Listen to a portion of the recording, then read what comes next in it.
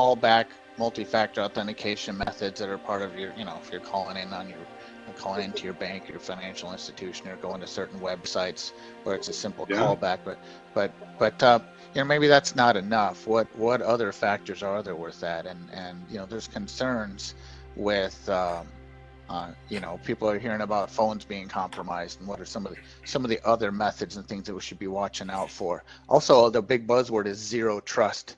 What does zero trust mean, and how does it apply to security as it is today, and how difficult is that to implement into the workforce?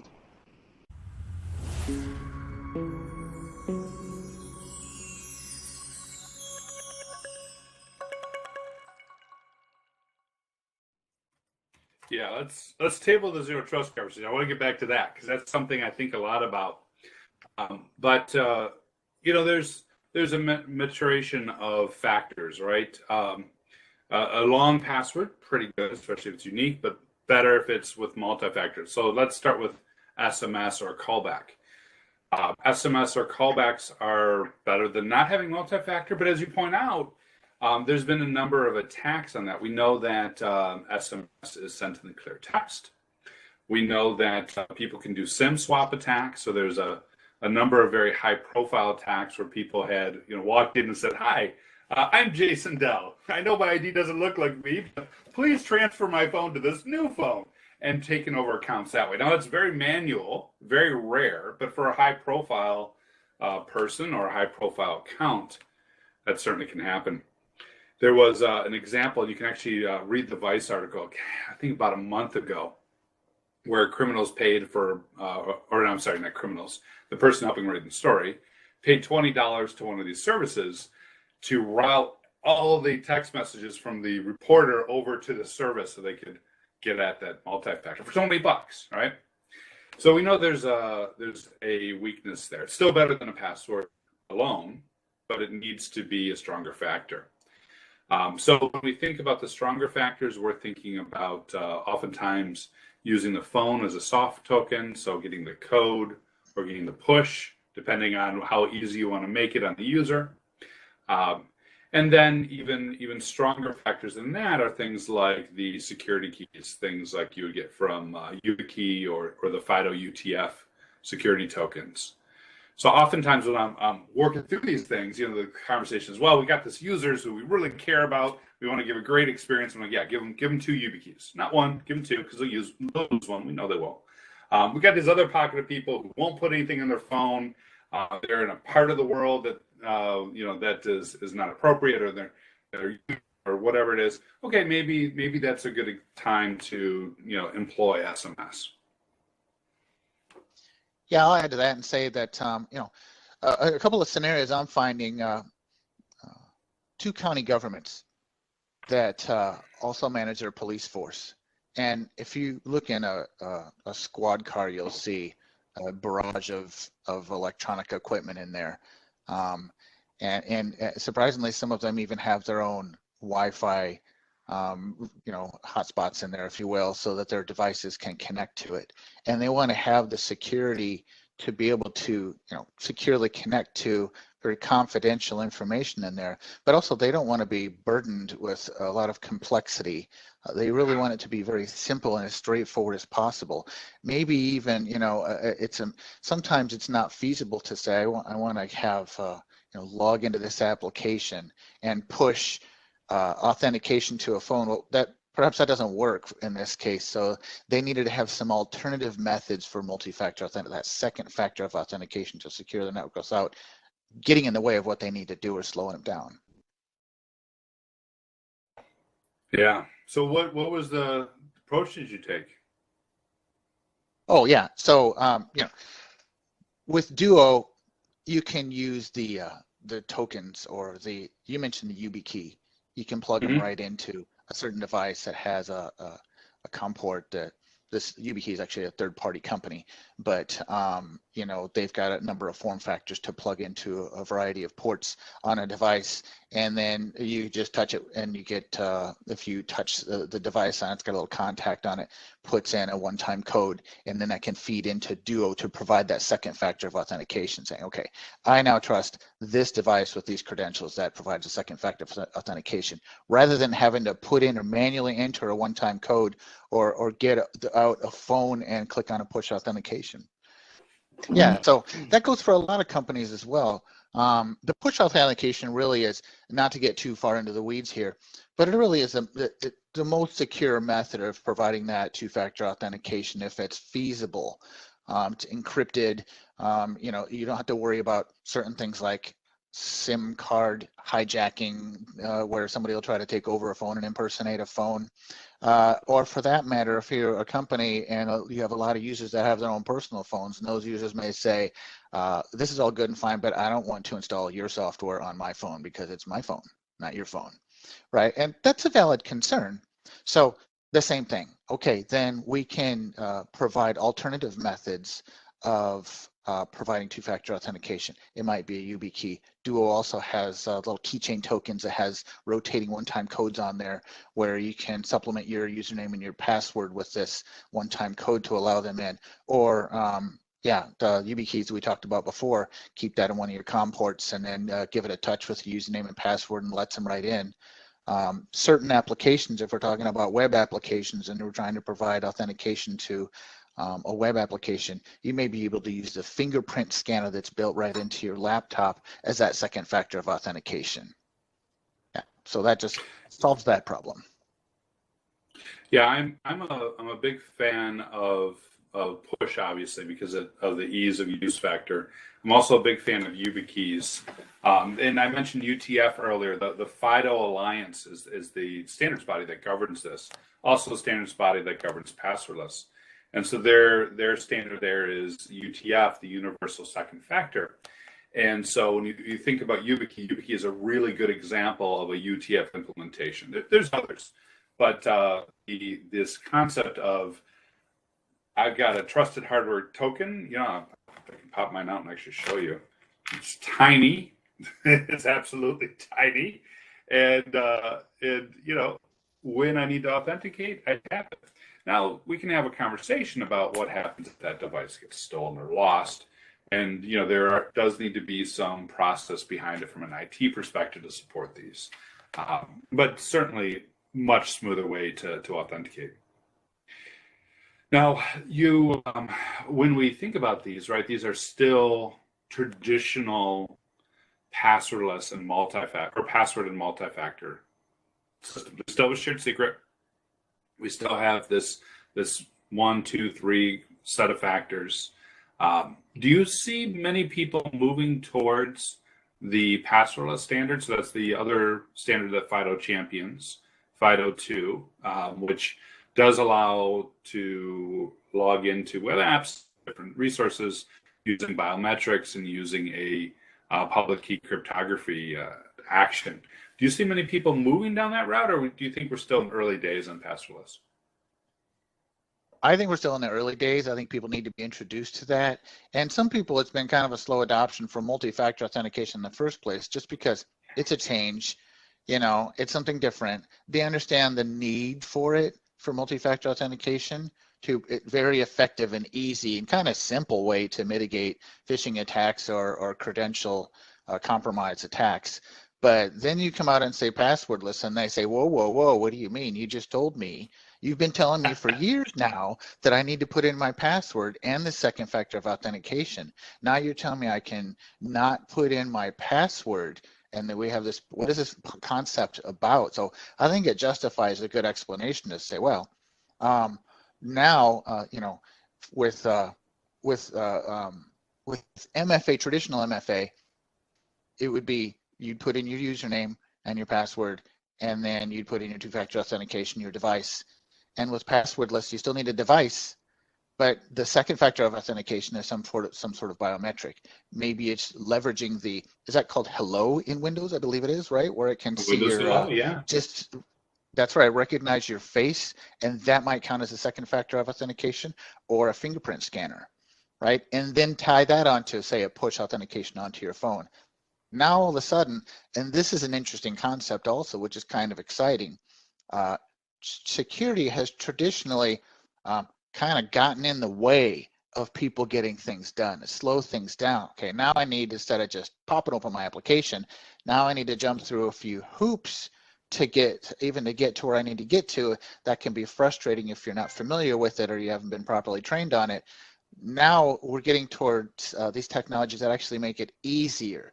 You don't have to remember or type in these passwords, or all you need to do is look. You're looking at the screen already, right? So you don't have to manually do anything for facial recognition, or a fingerprint scanner is easy enough. People are used to doing that on their phones by now, and the push authentication, they're used to it. So in that way, you save a few seconds of having to enter your credentials, right? So it's a good balance of adding security and convenience at the same time.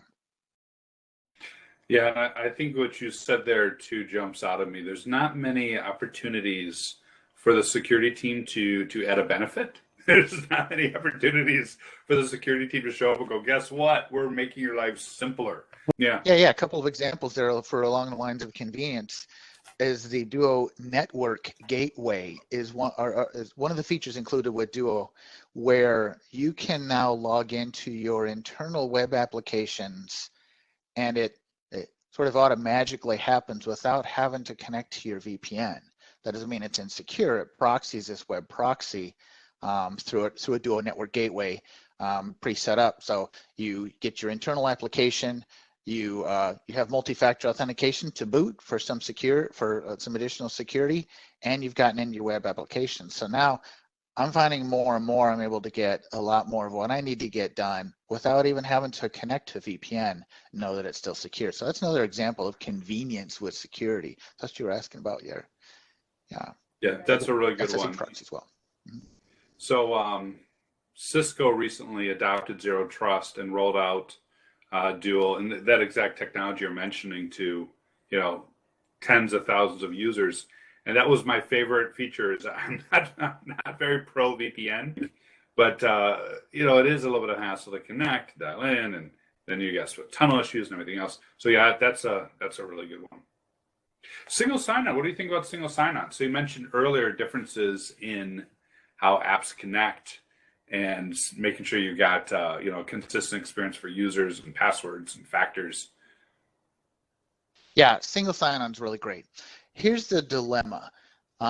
You have a number of different applications with their own set of credentials, more and more and more. You may have 10 different applications, web applications that you're trying to get to, different cloud infrastructures or cloud applications. And so you're trying to remember, and they've always said, security has always told you, don't reuse your passwords, right? Use different sets of credentials for each of your applications. That way, if your credentials get compromised, it at least contains it to whatever application that those credentials pertain to. That's all good and fine, but now we've got, and oh, by the way, you need to have passwords that are 25 characters long, up or lower, and underscore with spaces and characters, and oh no, don't do that anymore. Now we're doing passphrases, right? But long passphrases. I don't know, movie quotes or songs, lyrics, something long that you can remember. Regardless, human beings are saying, I can't keep track of this. So it's human nature for people to sort of have a side stash of their credentials written, maybe on a notepad that's hidden in their laptop, or heaven forbid, under their keyboard, the proverbial passwords under the keyboard. So we don't want that, right? That's, first of all, it's intrusive on productivity to have to put in a 25 character password, to have to remember what that password is. And just by the time you get it memorized, now you got to change it every 6 months or so, right? So enter the password manager, which has been all good and fine. I think the security industry initially was a little skeptical of that. I do see pretty widespread acceptance of password managers now. I would heavily caveat that you need to have multi-factor authentication with your password manager. It's kind of crazy not to, because that is the keys to the kingdom.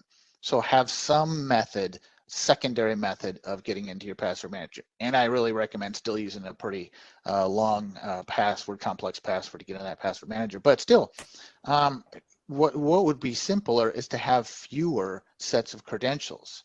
So with single sign-on, that's where you integrate your cloud applications with, say, your Active Directory, and you have, you already know your Active Directory, you already logged in. That's a set of credentials you get to, and that way that'll authenticate you to each of your applications.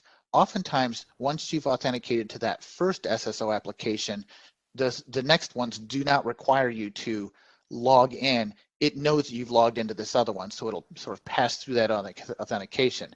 Now, with Duo, of course, with single sign-on implies multi-factor authentication. So it's not that you seamlessly bump through these different applications. You still need to get, say, your push authentication as you hop from application to application to application. But that's still a lot easier if you're opening up 5 or 10 applications to enter your user credentials once, and then just have to hit the little accept on your phone for each application you bounce between is a lot more convenient. Duo has, I don't even know how many, a huge number of native SSO integrations built right into the application, but it also has a generic one that's called SAML2, and so that's just a common method for single sign-on authentication that's been around for some time now, and it's industry standard. So that'll allow you to set up even your own custom applications, even your internal applications if they're compatible with that, to leverage single sign-on to reduce the number of logins. Yeah, and I think too about the scope and scale. So my red team used to find passwords in the keyboards or spreadsheets with passwords, 10 years ago, 20 years ago. But we started seeing fewer and fewer, and I was like you. I was like, this is the textbook example. Where's the sticky notes? And suddenly we're doing a test. I'm like, well, tell me you found some sticky notes. No one was.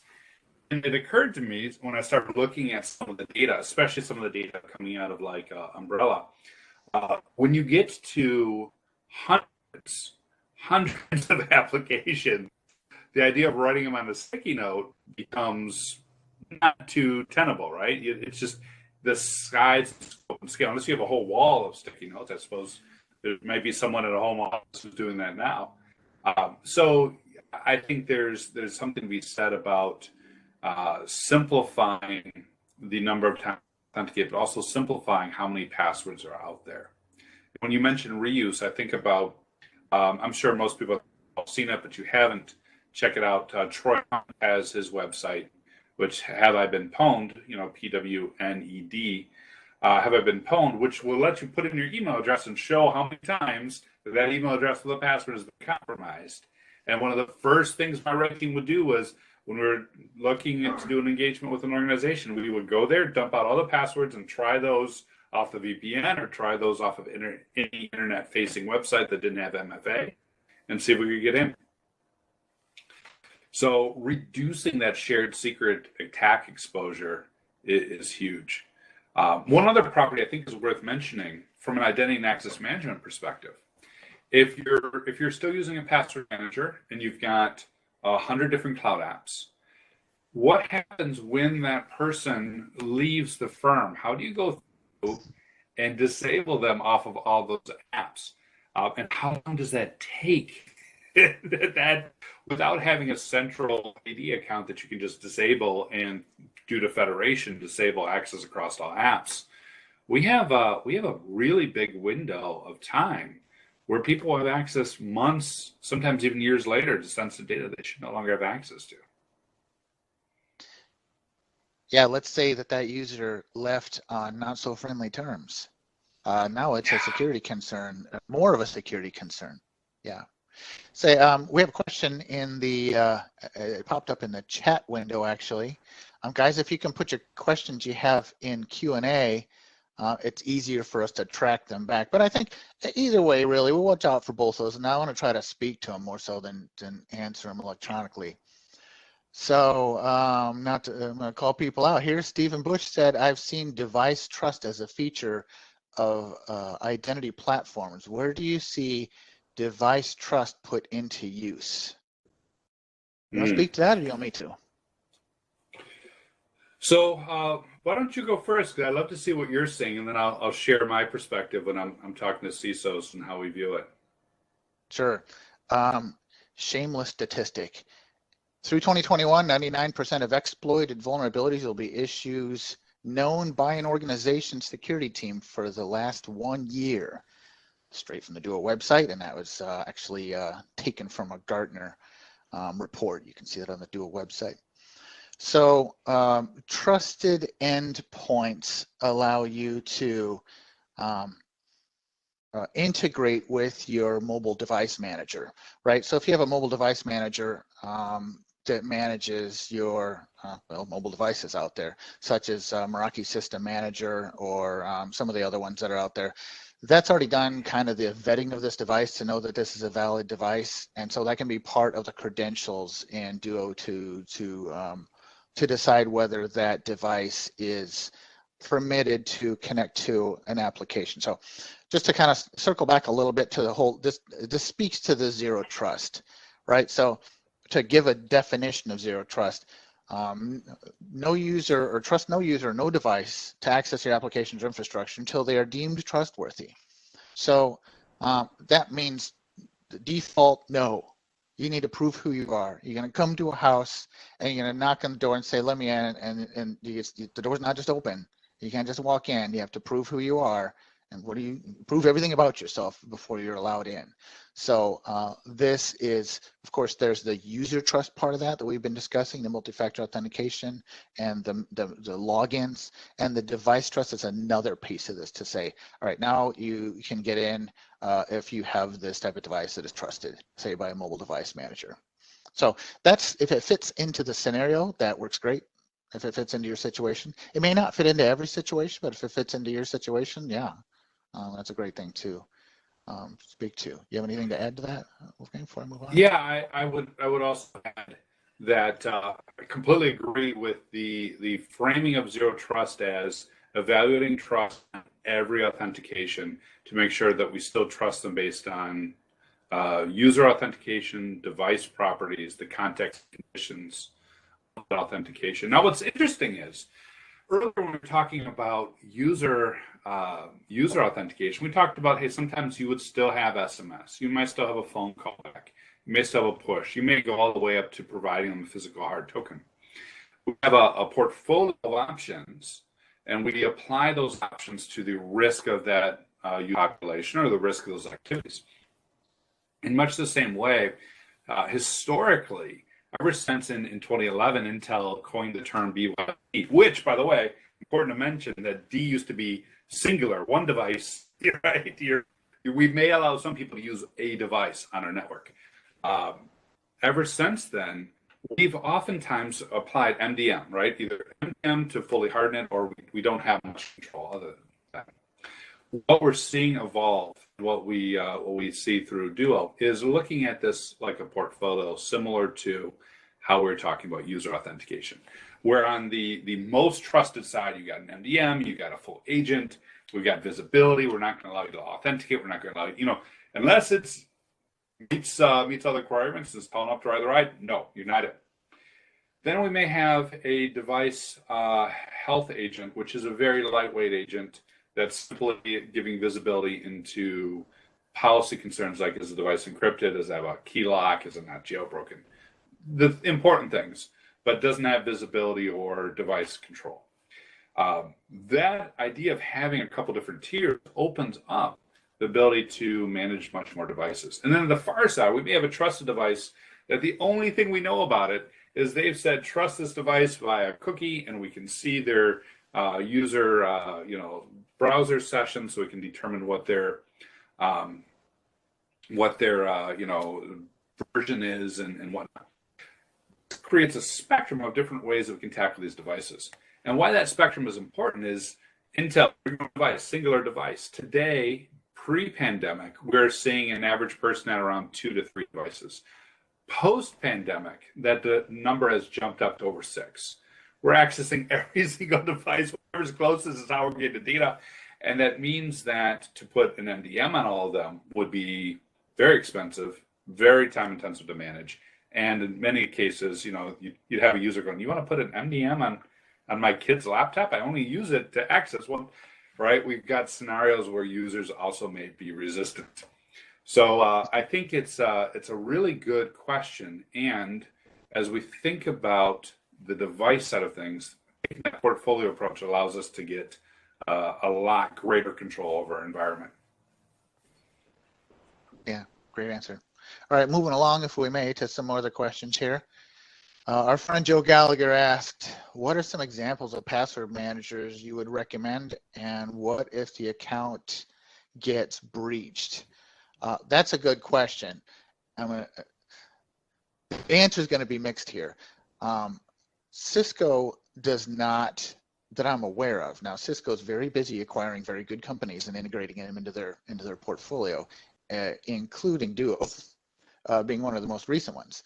I don't know to date if there's a password manager that they have on their sites, and so I'm really not at liberty to give a recommendation on what a password manager, a good password manager is. I recommend doing your homework and finding something out there that you think is, that you see is very popular. It to me has to be part of multi-factor authentication. It has to be a requirement for it to get into it. There are some that manage it in the cloud, which is handy because then you have it on your laptop and on your phone. It may be integrated with the phone as well, so to keep those in the database. But you are trusting them with your credentials, so make sure you pick a reputable company. And what if that account gets breached? If it were me, I'd get busy. I'd be opening up my password manager and changing every single one of my passwords. I'd block out 3 hours and go through the very annoying process of changing all of those passwords and testing every one before you move on. Yeah, I mean, Wolf, what do you think of that? Yeah, I did a couple of things. One, think about how passwords get breached. Passwords get breached generally because they're downloaded off someone's website in the clear, and then people have reused them.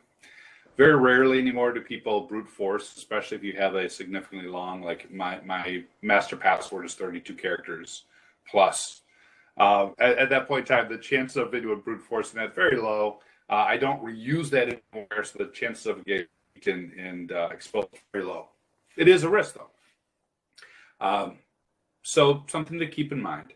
The other thing to consider is there are two main ways that organizations today are doing password management. They are either using more of the user-facing tools, such as the tools that you can download right now and try and use in your own environment. Or there are also enterprise-grade tools from organizations like CyberArk and Thycotic and Centrify and others that are focused in on doing password management predominantly for privileged access, for DevOps, for systems. So as you're thinking about credentialing and protecting those credentials, you also need to think about what's your primary use case. Is it enabling our end users, which is where most of us start? Fantastic. Look at those end user and consumer space apps. If it is more of the DevOps and IT ops use cases, I would encourage you to look at some of the enterprise vaulting tools. Yeah, agreed. Now, if we move more towards passwordless and that gets more adopted, there'll be less reliance on password managers, right? So yes. Especially single sign-on and passwordless, those together, I think people can handle remembering their, say, Active Directory password. So if you only have to remember one or two, even if it's a long phrase, that's not so bad. It's when you have to remember a lot of them and they change, that's the problem. Yeah, indeed. But the password side, I want to cover the password side, then we'll get to the next question. So the way that would work is, if you think about it, is you'd go to your SSO page and you'd authenticate with a fingerprint or face print, as was already mentioned. That would also take into account device health and device identity at that point. So it is truly you on your device. You authenticate to your SSO page, all your apps come up. So there's no password. When those interactions to the individual apps are going on, because it's through SSL and federated, that means also none of those sites have passwords. So there's no shared secret between you and Salesforce or you and whatever other apps you're using, Workday, whatever they are. There's no shared secrets there, which means if any of those has an issue, and let's face it, Organizations have issues with security too regularly. There's nothing to leak. There's nothing to cause damage to your own personal or organizational security posture. So I really like that in terms of usability. I really like that in terms of the downstream security properties. If you want to speak, you can raise your hand in the WebEx, or just speak out if you like. Until then, I have one more Q&A from David Brown. It says, would this product eventually work for logging into EHR software such as Cerner, Meditech, or Epic? Could you use single sign-on for those applications also? Could you use this as an MFA for that software as well? Well, let me have a shot at that, if I may. Well, first, when it comes to Duo, single sign-on implies MFA, right? When you're doing single sign-on, MFA is baked into it. So you can opt for it at least. So MFA is the foundation of really anything Duo, and then you can have single sign-on with MFA, so I'll touch on that. So far as these healthcare softwares that you're mentioning, it depends on the method of access. If they are old school SSH access type applications like they were, back in the day, then you can access them through the Duo network gateway, and that would provide multi-factor authentication and would provide multi-factor authentication and a secure method of access without VPN, but not necessarily single sign-on. If it is a web-based application, like nearly everything is nowadays, I think it requires doing some research. First of all, look for it in the Duo integrations page or in the applications page. You may just find it, because that just, like I said, it goes on for pages and pages and pages. There's even a little search app up there you can find. But if you don't see it there, that doesn't mean it's not compatible. Do a bit of research on your software to see if it's SAML 2 compliant. That's SAML number 2 compliant. And that, again, is just a common set of protocols or a method of providing single sign-on. So if it is SAML 2 compliant, then Duo can do it. And hopefully most apps are SAML 2 compliant. We know that's not necessarily the case. I mean, SAML's been around for good 15 years now as the way to be doing this. The other standards that are supported are OIDC. So both of those, SAML and OIDC, are your modern auth stack. And a lot of organizations in the healthcare space are using this approach to provide access to Cerner and Epic. So certainly there's a path that's been blazed to go down that road. I do know I work, my background is in healthcare. I worked in a hospital system for a while. My other stint was in financial services. So you can tell I like the pain of regulation a little bit too much, maybe. The other aspect that I remember from my financial services days, and I've recently was helping a colleague tackle this, is that there are still apps that have not been modernized and moved on to a modern stack. There are still apps that don't support some of the things we're talking about. And collectively at that point in time, there are some things technically you can do, but a lot of it, I would argue, needs to be on the vendor risk management, right? Using the power of the purse to push app vendors, to push SaaS providers to modernize their stack.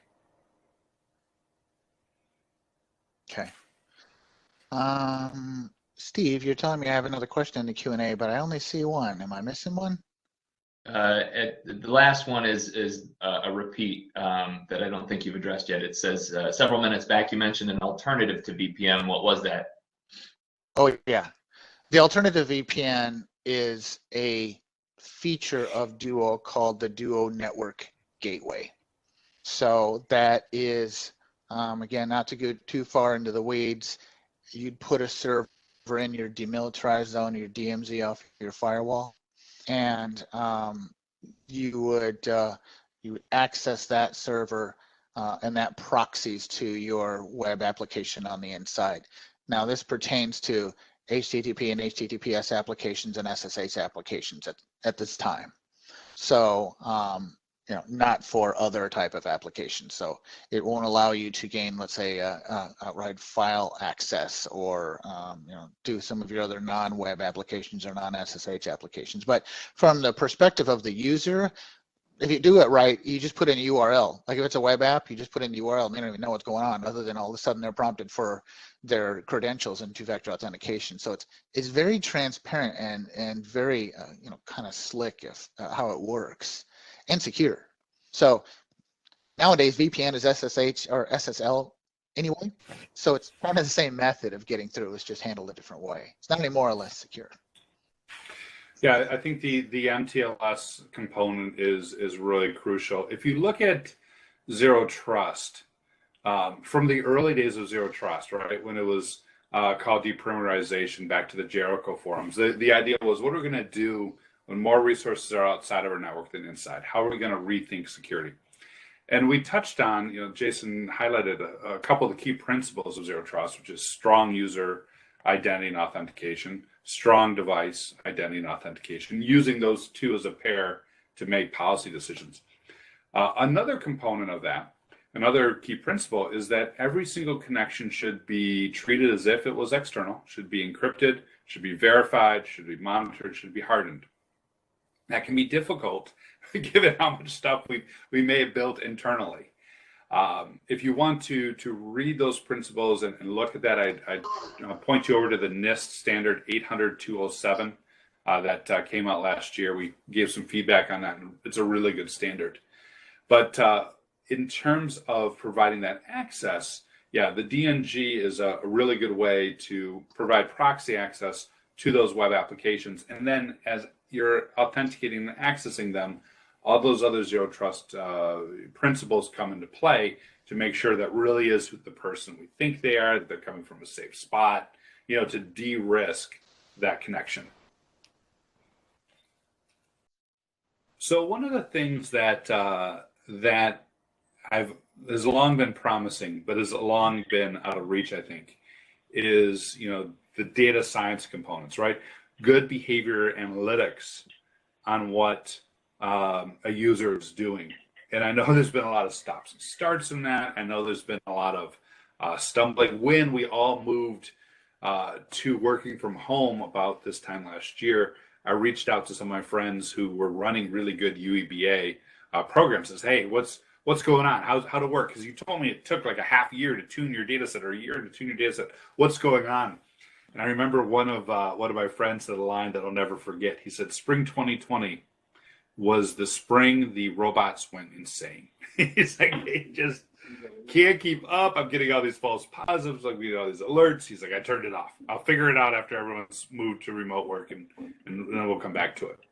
What I'm hearing is that there's still a hesitancy, and it was only reinforced by the shift to remote work, to go with very large general purpose UEBA. There's been more of a shift towards purpose-built, very specific UEBA. So in applications, for example, with it being tax time, right? The W-2 protections that something like a Workday offers, where we know if someone's trying to get at those, we raise the alarm. Or within Duo, something like Trust Monitor, which is looking very specifically at the connections and the behavior of getting access to apps, but isn't necessarily looking at the 1,000,001 things that a user might be doing.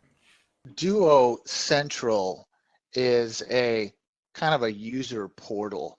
For those of you that have seen the Duo network or the Duo authentication gateway page as well, for any of your single sign-on apps or any of your own applications that you have, internal applications that you use in the Duo network gateway for, you can put these in Duo Central, and it's a single sort of web page that allows you to list out all of the applications for easier to bounce between those applications. Kind of handy. What kind of overlap, if any, is there between something like Duo and a cloud access security broker like Cisco CASB or Umbrella? Yeah, I'll take a shot at that.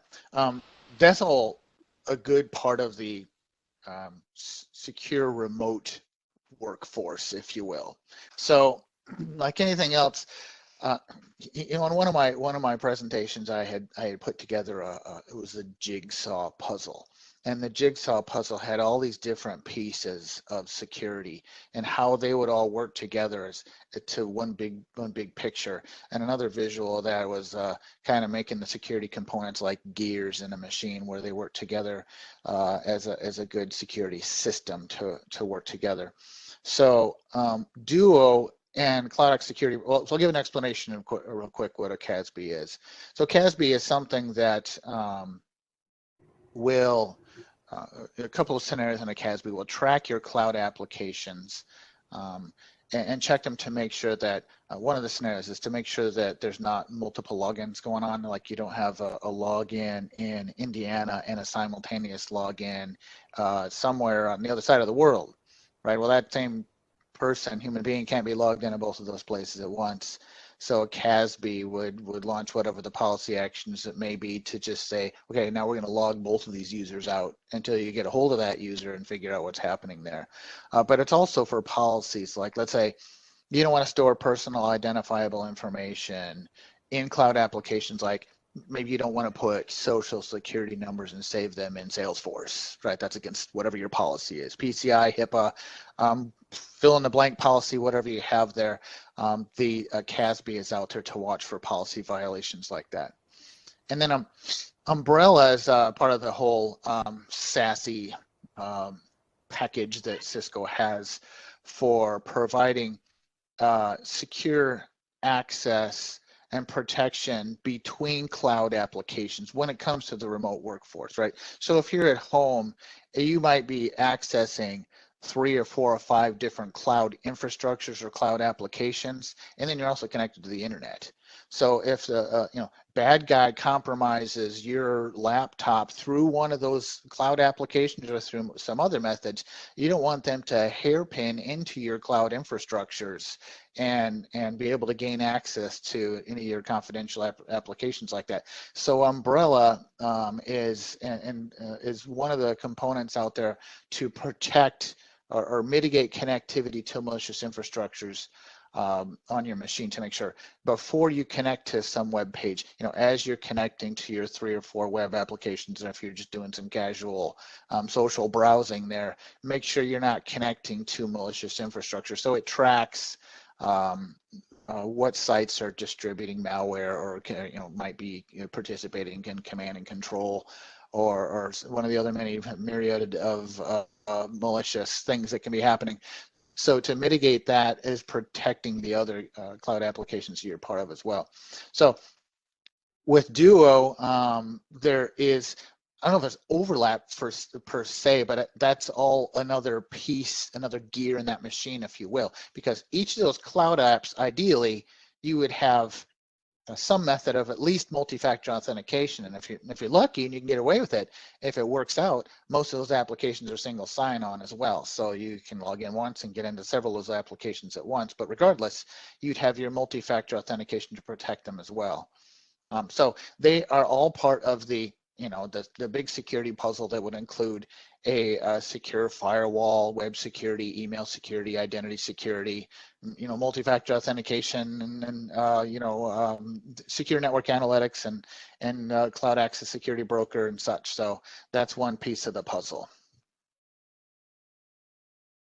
Yeah, I think that's well said. And the other thing to consider is, there's a path the criminals are going to take, right? There's a defined path the criminals are going to take to gain access, to defraud, to run ransomware, whatever it may be. And along those paths, there's multiple different controls to implement to detect and prevent. And I think your example, Jason, of the puzzle pieces is really salient in terms of thinking about where we layer them on to stop a criminal. I'd also add one more thing from a operations perspective.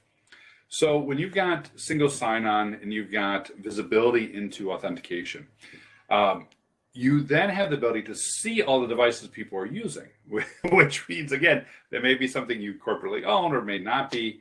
It allows you to build up a device inventory. And every single time an organization has rolled out something like this, something like Duo, they find tens of thousands of devices they weren't used to and weren't aware of, just the way it works. So the secondary property of having visibility into access is device inventory. The secondary property of having something like Dual or Cisco Umbrella is now we're seeing every time you make a DNS request and a cloud connection to these apps. And every single time you roll that out, you're going to find you've got hundreds of apps you weren't aware of. Back in the day, I remember a study that was done that showed that the typical CIO was securing around 50 cloud apps, and the typical organization was running around 1,100. So there's a lot of things that people are provisioning, they're setting up, they're standing up, that they're doing that we're not aware of. And so in addition to, Jason, what you're saying about those puzzle pieces and protecting along the path that criminals may take, I think it's also important to think about the added visibility into apps and into devices that Umbrella and Duo provides. Yeah, and keep in mind also that as when Cisco, and this acquisition, I don't remember how long ago it was when Cisco acquired Duo. It was at least a year ago, maybe more. But as this happens, inevitably at some point there are integrations between applications. So if I recall, I believe they're working on something with Duo and for endpoints, where if you, or I guess I should call it Cisco Secure Endpoint now, rather than AMP for endpoints. But where if your machine, if you have running AMP or Cisco Secure Endpoints on your machine and it shows that it's compromised, if you go to use Duo to log in, then it knows that the integration will prevent you from logging in over, let's say, VPN or into your secure apps until you've gotten your malware situation taken care of. So I would expect more and more integrations like that as well. SecureX, if you haven't seen out there, Cisco has spent a lot of time and effort trying to put it together. Cisco SecureX, which is I'll call it free, but it's free when you buy certain Cisco security applications. Not all of them, but some of them. And there's no additional charge for that. And it allows you to have a single dashboard that can report events coming from different applications at once. And reach out to me if you want to see a demo of that. I'll be glad to show, and I really enjoy doing those demos. But it allows you also to pivot between applications. And if you're like to do your threat hunting, to quickly track threats to find out the point of origin. So I think more and more as these applications are brought on, they are being integrated with each other and brought into some of those applications like that. So I would look forward to things like that in the future. I haven't heard of any integration with SecureX yet, but I have to figure there's probably something in the works cooking down the road. Yeah, there's a couple different components. Obviously, secure access into SecureX, so your multi-factor and whatnot, which means if you're running malware, you don't want your admin with malware logging into SecureX. You can imagine how quickly a security incident would escalate if that was the case.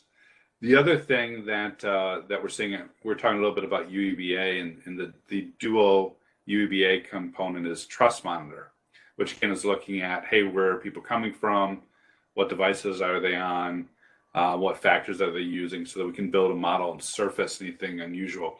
That type of investigative data is also being fed into the SecureX platform.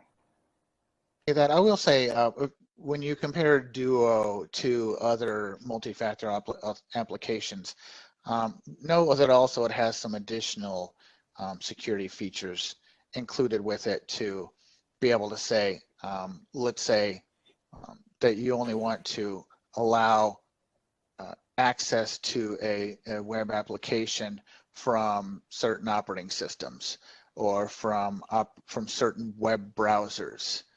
Right, and you want to make sure that maybe you don't want them to be running Flash, or you want them to have Java running up to a certain version before they're allowed to access that cloud application. As well, there's some additional controls you can put on the two-factor authentication devices, meaning an iOS or an Android phone. Let's say you put in policy to prevent jailbroken or rooted devices, compromised devices. You don't want them to serve as a push authentication device, or you want them to have a certain level of software on there, for some additional controls. And keep in mind when you say those things, don't think you have to have a conversation with your potential with your users that are going to be installing this app that Duo does not have visibility to any data. The confidentiality of that user is maintained, right? It does not track where they're going on the web or looks and sees what data, no analytics, none of that. So it's still their phone. They can still do whatever activity they want to do on that phone outside of company eyes. That's a lot of times what people are reluctant to do when installing a third-party piece of software, saying, well, what exactly does this have visibility to? Well, it just knows if you have, it knows if you have your password set and you might enforce that. It knows if you have your biometric, your facial recognition, your thumbprint scanner, if you have that turned on or not. It can tell if the machine has full disk encryption turned on, and you can enforce that if you want to. But it can't go beyond that to look in your emails or your web history or whatever other applications are on there. So just rest assured that it's still secure from that two-factor authentication device. I think that there's a couple of things you said there that really are important. One is ease of use and kindness to the end user is something that I think a lot about. I know Duo focuses a lot about. And a component of that is just what you're saying, not being intrusive, being respectful of privacy. And that's why when I was talking about that portfolio, in the middle where you've got just enough of a piece of software on there to know if the device is up to date and has a lock on it and nothing else. It's a really good use case where you're not going to invade privacy. I mean, a bit of a pivot from the topic, but I would say that goes along the lines with, it's important to balance security and confidentiality, and privacy. So, the challenge now that the security industry is working through is, let's say, web traffic. You want to see what's going on. You want to make sure that threats aren't going through encrypted web traffic. So maybe you should decrypt that web traffic so you can get a down level look at what's going on with that. But then, you've got too much visibility into potential confidential information. Do you really need to see the data streams of people go into their bank accounts or what they're ordering on Amazon or their healthcare, transactions that are happening? No, you don't. So, there's ways to say, well, I don't want to decrypt this type of data. And again, this doesn't have anything to do with Duo, but just in the general conversation of privacy and security. Now there's a lot of really cool technology going out there that can detect threats in secure traffic without even having to decrypt that traffic. That's some really cutting edge, nice, takes care of both things with security and privacy at the same time. So be on the lookout for those sorts of things.